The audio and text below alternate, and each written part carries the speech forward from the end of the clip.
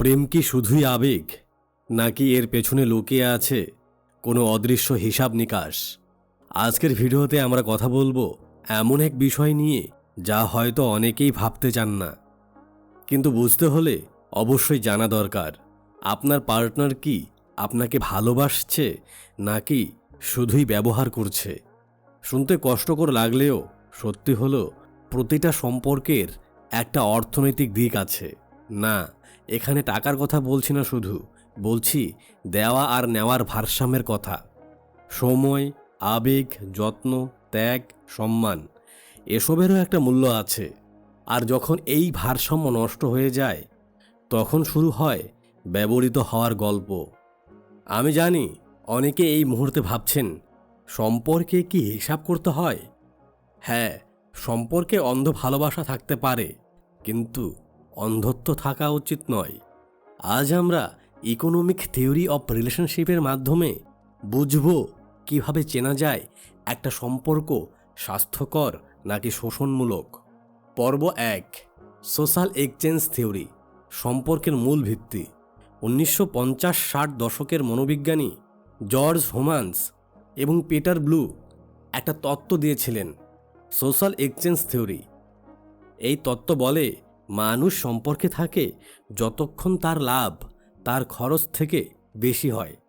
এখন শুনতে হয়তো খুব ক্যালকুলেটিভ লাগছে, তাই না? কিন্তু একটু গভীরে ভাবুন। আপনি যখন কাউকে ভালোবাসেন, আপনি তাকে সময় দেন, যত্ন নেন, তার কষ্টে পাশে দাঁড়ান। এগুলো আপনার বিনিয়োগ। আর বিনিময়ে আপনি পান ভালোবাসা, সম্মান, সাপোর্ট, নিরাপত্তা। এগুলো আপনার রিটার্ন। স্বাস্থ্যকর সম্পর্কে এই দেওয়া নেওয়া প্রায় সমান হয়। কখনো আপনি বেশি দেন, কখনো আপনার পার্টনার, কিন্তু দীর্ঘমেয়াদে একটা ভারসাম্য থাকে। কিন্তু যখন একজন শুধুই নিতে থাকে আর আরেকজন শুধুই দিতে থাকে, তখন সেটা আর সম্পর্ক থাকে না, হয়ে যায় একতরফা শোষণ। আর এখানেই আসে ইকুইটি থিওরি। ইকুইটি থিওরি বলে, সম্পর্কে সবচেয়ে বেশি সন্তুষ্ট থাকে সেই মানুষেরা যারা মনে করে তাদের দেওয়া আর পাওয়ার অনুপাত ন্যায্য। যদি আপনি ক্রমাগত অনুভব করেন যে আপনি অনেক বেশি দিচ্ছেন কিন্তু ফেরত পাচ্ছেন খুবই কম, তাহলে মনে রাখবেন, আপনার এই অনুভূতি ভুল নয়। এটা আপনার মনের একটা সংকেত যে সম্পর্কে কোথাও ভারসাম্যহীনতা আছে। এখানে একটা গুরুত্বপূর্ণ কথা বলি, সবসময় 50-50 হবে এমন না। কখনো আপনার পার্টনার অসুস্থ থাকতে পারে, চাকরি হারাতে পারে, মানসিকভাবে দুর্বল হতে পারে। সেই সময় আপনি হয়তো 80-20 দেবেন, এটা স্বাভাবিক। কিন্তু যদি ক্রমাগত মাসের পর মাস, বছরের পর বছর আপনি 80 দিচ্ছেন আর 20 পাচ্ছেন, আর আপনার পার্টনার কোনো পরিবর্তনের চেষ্টাই করছে না, তখন বুঝতে হবে এটা ব্যবহার। পর্ব 2, ব্যবহৃত হওয়ার লক্ষণগুলো, ইকোনমিক ইন্ডিকেটরস। চলুন এবার দেখি কোন কোন লক্ষণ দেখলে বুঝবেন আপনাকে ব্যবহার করা হচ্ছে। এগুলোকে আমি বলি ইকোনমিক রেড ফ্ল্যাগস। প্রথম লক্ষণ, opportunity cost exploitation. Opportunity cost মানে হলো একটা জিনিস বেছে নিলে আরেকটা জিনিস থেকে বঞ্চিত হওয়া। আপনি যখন আপনার সময়, শক্তি, টাকা আপনার পার্টনারের জন্য খরচ করেন, আপনি সেই সময়ে নিজের জন্য, নিজের কেরিয়ারের জন্য, নিজের পরিবারের জন্য, নিজের বন্ধুদের জন্য কিছু করতে পারছেন না। স্বাস্থ্যকর সম্পর্কে দুজনেই এই ত্যাগ স্বীকার করে। কিন্তু যদি শুধু আপনি আপনার সব কিছু ছেড়ে দিচ্ছেন আর আপনার পার্টনার তার জীবন যথারীতি চালিয়ে যাচ্ছে, তাহলে এটা একটা বড় সংকেত। উদাহরণ দিই, রীতা তার বয়ফ্রেন্ড রাজীবের জন্য প্রতি সপ্তাহান্তে 3 ঘন্টা পথ পাড়ি দিয়ে তার শহরে যায়।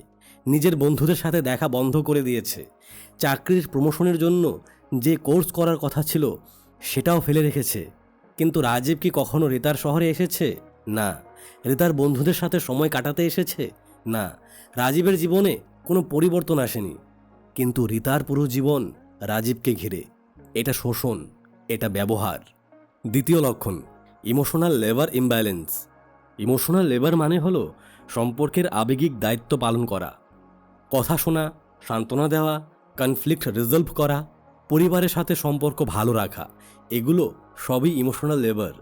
গবেষণায় দেখা গেছে বেশিরভাগ হেটেরোসেক্সুয়াল সম্পর্কে নারীরাই বেশি ইমোশনাল লেবার করে থাকে।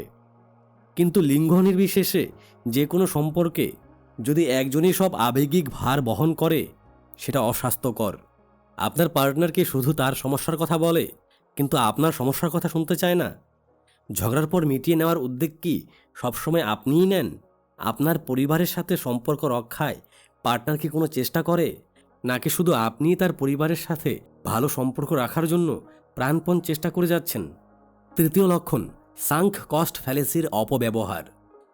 সাঙ্ক কস্ট ফ্যালেসি হলো একটা মনস্তাত্ত্বিক ফাঁদ। আপনি যখন ভাবেন এতদিন তো এই সম্পর্কে দিলাম, এখন ছাড়লে সব বৃথা হয়ে যাবে, এটাই সাঙ্ক কস্ট ফ্যালেসি। এবং চতুর ম্যানিপুলেটররা এই ফাঁদটা খুব ভালো করে চেনে। তারা জানে আপনি ছাড়বেন না, কারণ আপনি ইতিমধ্যে অনেক বিনিয়োগ করে ফেলেছেন। তাই তারা আরও শোষণ করতে থাকে। মনে রাখবেন, অতীতে কতটা দিয়েছেন সেটা কোনো কারণ নয় একটা ক্ষতিকর সম্পর্কে থাকার। আপনার ভবিষ্যৎ আপনার অতীতের চেয়ে বেশি মূল্যবান। চতুর্থ লক্ষণ, ট্রানজ্যাকশন শুধুমাত্র তাদের প্রয়োজন অনুযায়ী। খেয়াল করুন, আপনার পার্টনার কখন আপনার সাথে যোগাযোগ করে? শুধু কি তখনই যোগাযোগ করে যখন তার কিছু দরকার? টাকা লাগলে, কোথাও যেতে হলে, কোনো কাজ করাতে হলে তখনই ফোন আসে, ভালোবাসার বন্যা বয়ে যায়। কিন্তু কাজ শেষ হলেই আবার নীরবতা। এটা ট্রানজ্যাকশনাল রিলেশনশিপ। এখানে আপনি একজন মানুষ নন, একটা রিসোর্স মাত্র। পঞ্চম লক্ষণ, গ্যাস লাইটিং আপনার অনুভূতিকে। যখন আপনি বলেন যে আপনি ব্যবহৃত বোধ করছেন, আপনার পার্টনার কি বলে, তুমি ওভার রিয়াক্ট করছো, তুমি সব সময় অভিযোগ করো, আমি তো এত কিছু করি, তুমি দেখো না? এটা গ্যাস লাইটিং। তারা আপনার বৈধ অনুভূতিকে অবৈধ বানিয়ে দিচ্ছে, যাতে আপনি প্রশ্ন করা বন্ধ করেন। পর্ব 3, সাপ্লাই ডিমান্ড এবং পাওয়ার ডাইনামিক্স। সম্পর্কের অর্থনীতিতে একটা গুরুত্বপূর্ণ বিষয় হলো সাপ্লাই এবং ডিমান্ড।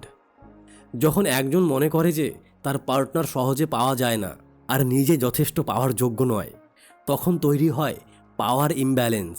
এবং এই পাওয়ার ইমব্যালেন্সই শোষণের মূল কারণ। আত্মবিশ্বাসহীনতা, নিম্ন সেলফ ওর্থ, এগুলো আপনাকে দুর্বল করে দেয়। আপনি মনে করতে শুরু করেন, আমি তো ভাগ্যবান যে এই মানুষটা আমার সাথে আছে, আমি আর কাউকে পাবো না। এবং ঠিক এই মানসিকতাটাই এক্সপ্লয়েটাররা তৈরি করে।